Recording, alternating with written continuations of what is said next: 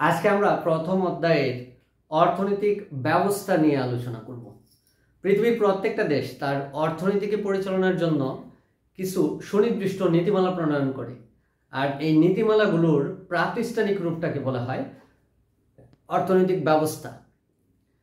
পৃথিবীতে প্রচলিত অর্থনৈতিক ব্যবস্থা আছে চারটি। কয়টি? চারটি। ধনতান্ত্রিক অর্থব্যবস্থা, সমাজতান্ত্রিক অর্থব্যবস্থা, মিশ্র অর্থব্যবস্থা, ইসলামী অর্থব্যবস্থা। প্রথমেই আমরা আলোচনা করব ধনতান্ত্রিক অর্থব্যবস্থা নিয়ে। এখানে আমরা দেখতে পাচ্ছি ধনতান্ত্রিক অর্থব্যবস্থা লেখা আছে। এটা আরেক নাম হচ্ছে পুঁজিবাদী অর্থব্যবস্থা। এই ধনতান্ত্রিক অর্থব্যবস্থার যাত্রা শুরু হয় ইংল্যান্ড থেকে, বা ধনতান্ত্রিক অর্থব্যবস্থার সূতিকাগার বলা হয় ইংল্যান্ডকে। প্রশ্ন আসে, ধনতান্ত্রিক অর্থব্যবস্থার সূতিকাগার বলা হয় কোন দেশকে, অথবা ধনতান্ত্রিক অর্থব্যবস্থার উৎপত্তি হয় কোন দেশ থেকে? তাহলে আমার উত্তর করতে হবে ইংল্যান্ড।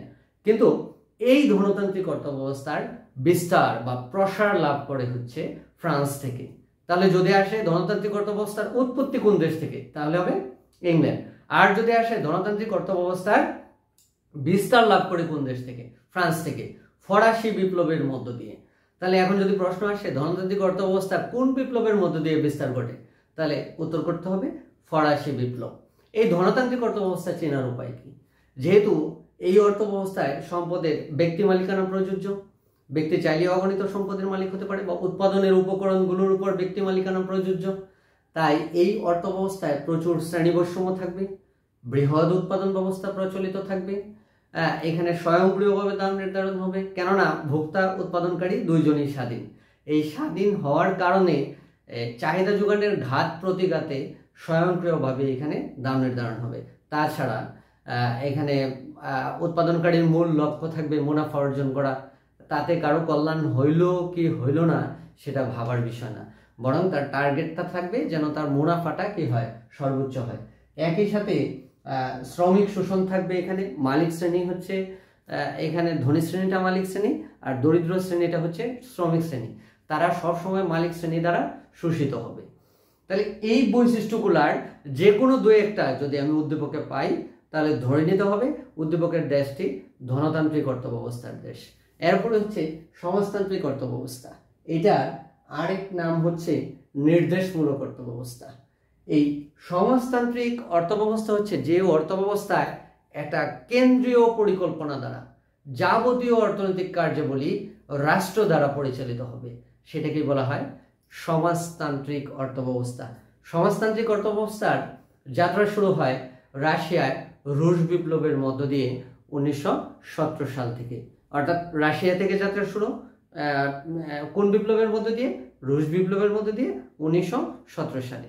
এইটার বৈশিষ্ট্যগুলো ঠিক ধনতন্ত্রের বিপরীত। এখানে সম্পদের মালিক হবে রাষ্ট্র, সম্পদ জনগণের মধ্যে সুষমভাবে বন্টন করে দেওয়া হবে, ভোক্তা বা উৎপাদনকারীর এখানে কোনো স্বাধীনতা থাকবে না, তারা চাইলেও তাদের নিজেদের মতো সিদ্ধান্ত নিতে পারবে না, রাষ্ট্রীয় সিদ্ধান্ত তাদের মেনে নিতে হবে। দাম ব্যবস্থা স্বয়ংক্রিয় হবে না, রাষ্ট্র যেটা ভালো মনে করবে সেইভাবে দাম নির্ধারণ করবে, শ্রমিক শোষণ থাকবে না। এই বৈশিষ্ট্যগুলা কোনো উদ্দীপকে পেলে আমরা বুঝবো এই দেশে সমাজতান্ত্রিক অর্থব্যবস্থা রয়েছে। এখন এই দুইটা অর্থব্যবস্থাকে একত্রিত করে আরেকটা অর্থব্যবস্থা করা হয়েছে, যেটার নাম হচ্ছে মিশ্র অর্থব্যবস্থা। এটা চেনার উপায় কি? যে এখানে ধনতান্ত্রিক অর্থব্যবস্থা এবং সমাজতান্ত্রিক অর্থব্যবস্থার ভালো দিকগুলিকে গ্রহণ করা হবে, আর তাদের যে কিছু মন্দ দিক রয়েছে সেগুলোকে বর্জন করা হবে। উভয় অর্থব্যবস্থার সংমিশ্রণে যেহেতু এটা হয়, এই জন্য এটার নাম হচ্ছে মিক্সড ইকোনমি বা মিশ্র অর্থব্যবস্থা। এখন এই মিশ্র অর্থব্যবস্থায় চেনার উপায় কি?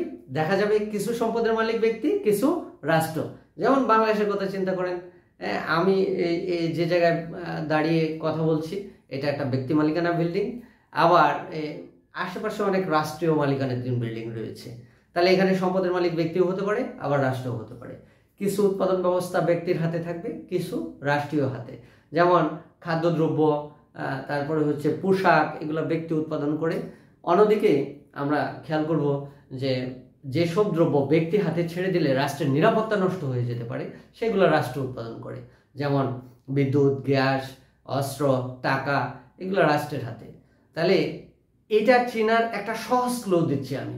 উদ্দীপকে যদি দেখো যে পাশাপাশি কথাটা লেখা আছে, যে এক্স একটি দেশ, যে দেশে অধিকাংশ উৎপাদন ব্যক্তি খাতে রয়েছে, পাশাপাশি রাষ্ট্রও কিছু কিছু খাতে উৎপাদন পরিচালনা করে।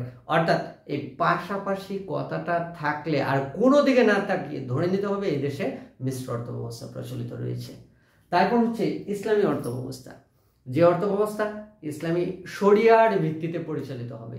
ইসলামী শরিয়া বলতে চারটা জিনিসকে বোঝানো হচ্ছে: কোরআন, সুন্নাহ, ইজমা, কিয়াস। এখন তোমাদের এমসিকিউ প্রশ্ন আসতে পারে, ইসলামী অর্থ ব্যবস্থার ভিত্তি কয়টি, কি কি, কয়টি? তাহলে চারটি। আর ক নাম্বারে আসতে পারে, ইসলামী অর্থ ব্যবস্থার ভিত্তি কয়টি ও কি কি? ইসলামী অর্থ ব্যবস্থার ভিত্তি চারটি: কোরআন, সুন্নাহ, ইজমা, কিয়াস। কোরআন, সুন্নাহ, ইজমা, কিয়াস। এখন এই ইসলামী অর্থ ব্যবস্থা চিনব কিভাবে? ইসলামী অর্থ ব্যবস্থা চেনার উপায় হচ্ছে, উদ্দীপকে হালাল হারাম কথাটা থাকবে, এখানে হারাম বর্জন করতে হবে, হালাল গ্রহণ করা যাবে। তারপর হচ্ছে ধনীদের সম্পদে দরিদ্রের হক থাকবে, জাকাত, ফিতরা, সদকা ইত্যাদির মাধ্যমে এগুলা আদায় করা হবে। তারপর হচ্ছে সুদ, ঘুষ, মজুদদারি একেবারেই নিষিদ্ধ থাকবে। শ্রমিকের শোষণ করা যাবে না। রাসূল সাল্লাল্লাহু আলাইহি ওয়াসাল্লাম নিজে বলেছেন যে শ্রমিকদের নিয়োগের পূর্বেই তার মজুরি নির্ধারণ করো এবং তার শরীরের ঘাম শুকানোর পূর্বেই তার মজুরি প্রদান করো।